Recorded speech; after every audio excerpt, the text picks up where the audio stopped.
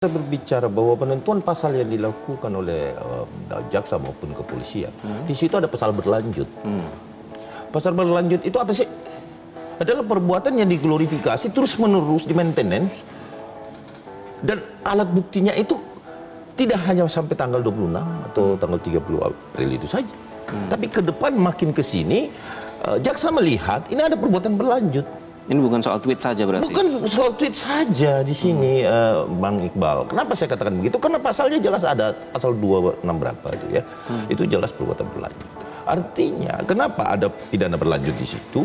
Karena terus digaungkan sampai nyerempet keluar daripada objek perkara ijazah palsu. Kalau kita berbicara ijazah palsu, Mas Iqbal, cuman satu kok di Republik ini yang bisa menentukan asli atau palsu satu ijazah. Sama dengan KTP dan SIM. Semuanya sama. Bahwa kemudian dicek nomor registrasinya pada otoritas UGM utamanya di sini. Terus yang kedua adalah Kementerian Pendidikan Tinggi. Selesai, clear itu Bang Iqbal. Kita tidak bisa berfata morgana sesuatu bahwa air itu warnanya putih kemudian kita menutup mata kalau dia warnanya biru. Tapi karena kan tetap itu dari hasil penelitian dan itu peneliti sebagai peneliti. Oke, peneliti sah-sah saja. Kalau menjadi pertanyaan di situ ketika UGM sudah merasa ragu-ragu juga. Ini UGM sudah memastikan. Terus terdaftar di Kementerian Pendidikan Tinggi. Itu loh yang perlu kita, ya sahnya satu dokumen ketika dokumen itu diakui oleh otoritas dan negara. Itu dulu, bukan dari perorangan yang mengatasnamakan penelitian. Makanya lah, oke, come on, kita masuklah pada pokok perkara, biar kita buktikan gitu loh. Nggak usah mengulur-ngulur waktu. Kenapa? Saya bisa menganggap bahwa ini mengulur-ngulur waktu, Bang Iqbal, karena di dalam putusan Mas Roy jelas dikatakan hakim menimbang dalam pertimbangannya mengatakan bahwa ada upaya mengulur-ngulur waktu dan menggunakan KUHP tidak sebagaimana itu mestinya. Mas Roy ya, mungkin Dokter Tiffa akan berbeda nanti akan datang. Perdebatan memanas di ruang sidang opini. Tim hukum Jokowi menegaskan keaslian ijazah hanya dapat ditentukan oleh institusi yang berwenang dan menilai pra-peradilan menjadi upaya yang mengulur proses. Di sisi lain, kubu Dr. Tiffa bersikeras proses hukum yang ditempuh merupakan hak konstitusional untuk menguji prosedur penuntutan. Adu argumentasi pun semakin tajam, sementara publik kini menanti pembuktiannya di persidangan.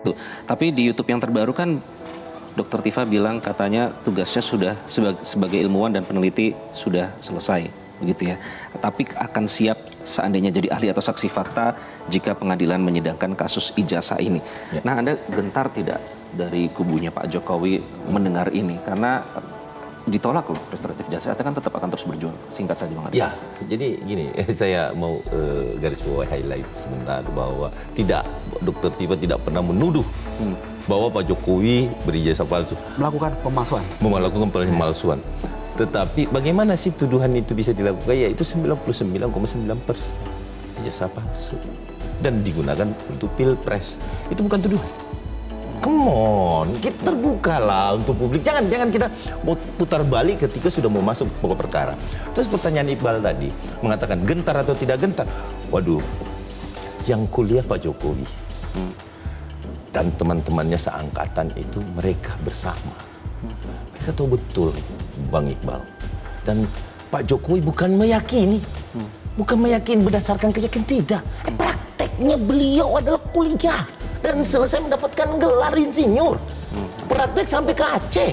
Persoalan gentar apa tidak? Loh, apanya yang mau digentarin? Kalau kita salah, mungkin kita mesti berpikir gitu loh. Nah, Pak Jokowi nggak mikir apa-apa saat ini. Beliau saat ini hanya konsentrasi untuk rakyat bahwa, wahai rakyat, lihat aku diginikan. Maka dia tidak sabar untuk membuktikan bahwa apa yang mereka tuduhkan, yang mereka tudingkan, itu adalah hal yang tidak benar. Dan bukan keyakinan, tetapi memang pada dasarnya berkuliah, bos. Apa yang harus diragukan sama Pak Jokowi gitu loh. Nggak ada keraguan sama sekali. Justru dengan upaya-upaya hukum yang digunakan saat ini, kami yang menganggap bahwa ada ketakutan besar, Dokter. Tim hukum Jokowi menegaskan mantan presiden itu siap hadir di persidangan dan menyebut momen tersebut sebagai kesempatan untuk memulihkan nama baik serta menjawab berbagai tudingan secara terbuka.